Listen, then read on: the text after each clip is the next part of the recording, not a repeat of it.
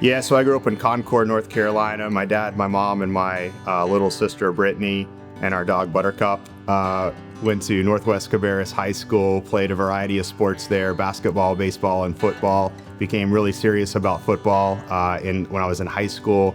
And then I went on to start to scout out some places to play football at the collegiate level. So my dad actually took me on my first visit to Appalachian State. Must have been end of 2003. We had been to several other universities throughout the Carolinas, but I remember driving up 321, seeing all the mountains, getting on campus. I think there was like a snowstorm, and I just thought the whole setting was unbelievable, and it was different from all the other universities that I had visited. I actually met Coach Moore because I had planned to walk on to App on that same trip. And even though as a walk-on, he still took the time to show me around the facility, took as much time as we needed with my dad and I. It was an incredible experience, and so I ended up choosing App. So I had the opportunity to play under Coach Moore when I was at App for 2 seasons. And this was one of the first examples I saw of extremely strong leadership. When Coach Moore walks into the room, the whole mood would change, and he just had this presence about him, and he was always very uplifting in any situation. So my 17-year-old self, I had spent my entire middle school, high school, basically journey focused on sports, football, baseball, basketball. That is what I did. That's where a lot of my time went. I remember going to App and being exposed to this whole new world. There was art everywhere and music. You had the mountains, the outdoors. So not only did I have the sports aspect that I was already kind of accustomed to, but I also had this like whole new world that was opened up when you went to App as well. Well, if I'm being honest, my first major I started out on was sociology because quite honestly, I was interested in sociology, but I realized I wasn't going to make a whole lot of money in sociology. So about midway through that major, I actually switched to a business major and focused more on marketing. And that's when I joined the Walker College of Business. And that's when it clicked for me. And I thought, this is what I need to be doing. So one of the biggest advantages about the Walker College of Business are the career fairs. I actually discovered TTI at a career fair in the Walker College of Business.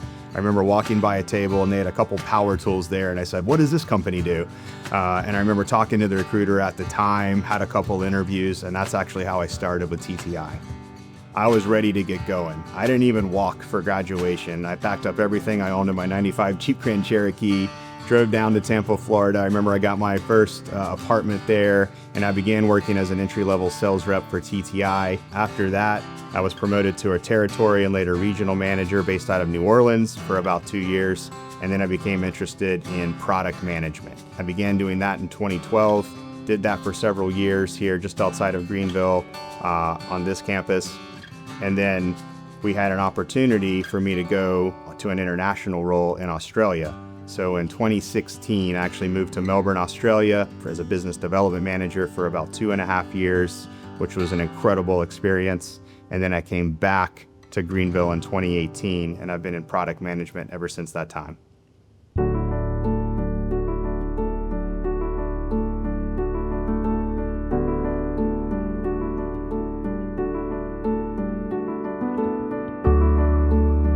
So I live in Greenville, South Carolina with my wife, Jill. We just had our first baby, Sophie, in August of last year, so just about 9 months old, and she's amazing. And we also have our dog, which is a Golden Doodle Millie.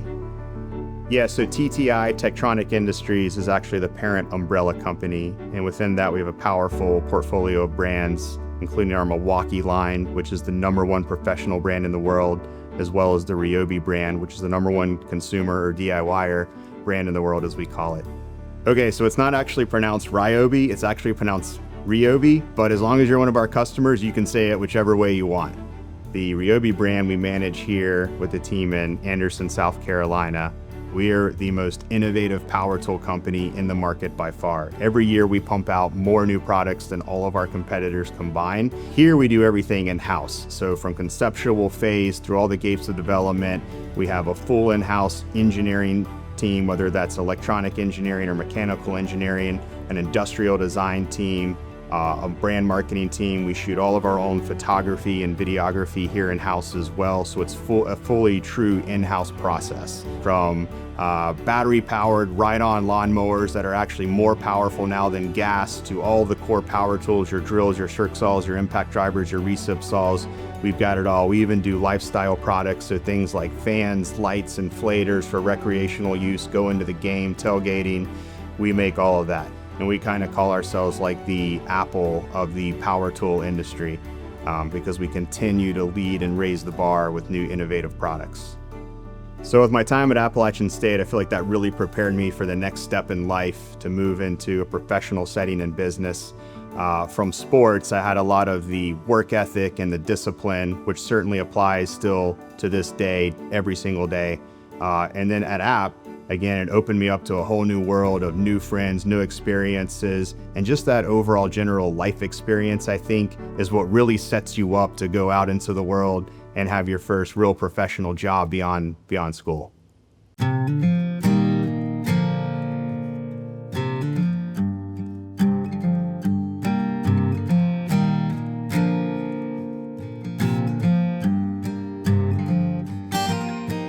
Yeah, so when you talk to Appalachian State alum, one trait that they all have in common is in some way they all are always longing or wanting to get back to Boone, get back to Blowing Rock. And I think it's because it's just such an unbelievable setting where you've got the Blue Ridge Parkway, Western North Carolina, fly fishing like we're out here doing today, plus one of the most passionate fan bases out of any college sports team in existence, all together in one spot in Boone. There's just nothing else like that anywhere on earth. Yeah, so I'd been fishing my whole life. My dad would always take me saltwater fishing, but I never tried fly fishing until around 2023. First trip I went on, caught some wild rainbows, and I've been hooked on it ever since. Absolutely love being outdoors, being out on the river, doing something you love. There's just nothing like it. I mean, just the feeling you get every time you see the strike indicator go down, every time you pull in a fish, it just never gets old. Yeah, so after graduation, I really didn't have a ton of connection with App. I was very focused on my career at the time, but when I moved back to Greenville, South Carolina in 2018, I thought, hey, it would be cool just to go up to App and catch a football game. So my girlfriend at the time, was now my wife, Jill, and I bought tickets, went up to Boone, Blowing Rock. She loved it. We had an incredible time at the game. And we thought, hey, we should start utilizing this more. It's only 2.5 hours from Greenville. So from there, we ended up purchasing a couple season tickets. This year we have 4 season tickets, and now we come up all the time. So in 2018, after I kind of reconnected with some of the App State alum and we started coming back to football games, my wife and I, Jill, were coming up with family and friends. We were going fly fishing and just really loved the area. So last year when Helene hit, I just couldn't believe the devastation that occurred. I mean, we've seen hurricanes come through before, but never anything to that level of destruction.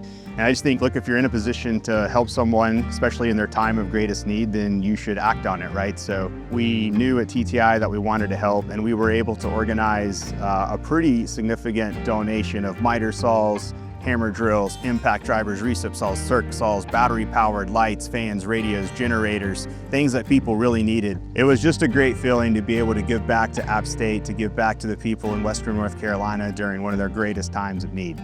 So I think it's just an unbelievable feeling to see the tools that my teams develop every day now in the hands of Appalachian State students, and bringing those two things together, watching it come full circle.